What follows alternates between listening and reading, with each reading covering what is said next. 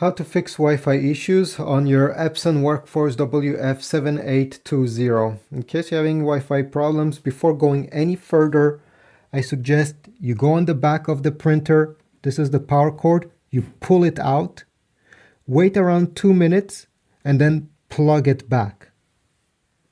Press the power button, and most of the time this will solve many different issues without digging through menus or going anywhere else.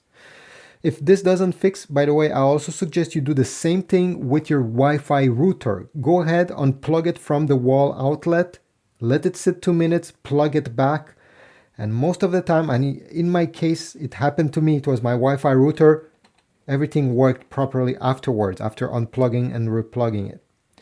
Now, another thing you can do is to do a reset of the Wi-Fi. Not a factory reset, just the Wi-Fi. To do so, on the main screen, you're going to go on Settings, General Settings, go down, select System Administration, go down, Restore Default Settings, and here you have Network Settings. By tapping Network Settings, it will only reset the Wi-Fi and the fax machine, but you probably don't use the fax, so this doesn't matter. Press yes, it will reset it. You'll have to reconnect yourself to the Wi-Fi, and fortunately, after doing this, your printer will work. You can also do a factory reset from the same menu by going all the way down and selecting the last option.